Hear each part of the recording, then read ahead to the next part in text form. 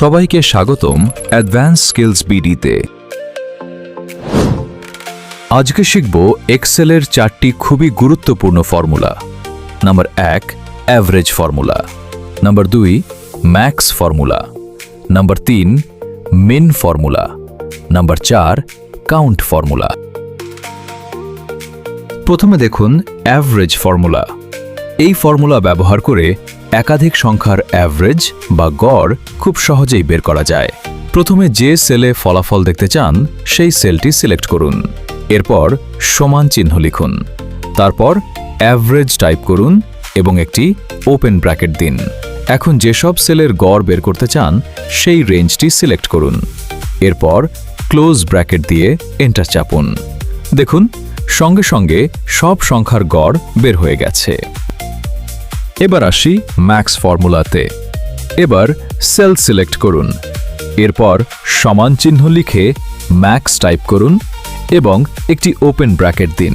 এখন যে রেঞ্জ থেকে সবচেয়ে বড় সংখ্যাটি বের করতে চান সেই রেঞ্জটি সিলেক্ট করুন, এরপর ক্লোজ ব্র্যাকেট দিয়ে এন্টার চাপুন। দেখুন মুহূর্তের মধ্যেই এক্সেল সেই রেঞ্জের সবচেয়ে বড় সংখ্যাটি দেখিয়ে দিয়েছে। এবার আমরা আসি মিন ফর্মুলাতে। প্রথমে সেল সিলেক্ট করুন, এরপর সমান চিহ্ন লিখে মিন টাইপ করুন এবং একটি ওপেন ব্র্যাকেট দিন। এখন যে রেঞ্জ থেকে সবচেয়ে ছোট সংখ্যাটি বের করতে চান সেই রেঞ্জটি সিলেক্ট করুন, এরপর ক্লোজ ব্র্যাকেট দিয়ে এন্টার চাপুন।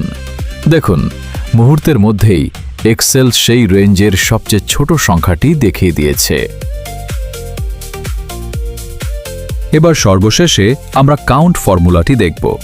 প্রথমে একটি সেল সিলেক্ট করুন, এরপর সমান চিহ্ন লিখে কাউন্ট টাইপ করুন এবং একটি ওপেন ব্র্যাকেট দিন।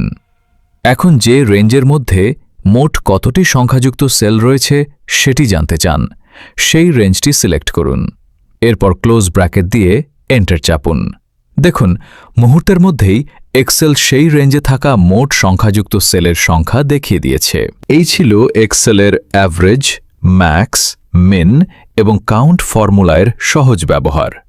ভিডিওটি ভালো লাগলে একটি লাইক দিন, কমেন্ট করে জানান পরবর্তী ভিডিওতে কোন ফর্মুলা শিখতে চান। আরও প্রফেশনাল টিউটোরিয়াল পেতে অ্যাডভান্সড স্কিলস বিডিকে সাবস্ক্রাইব করুন। Thank you.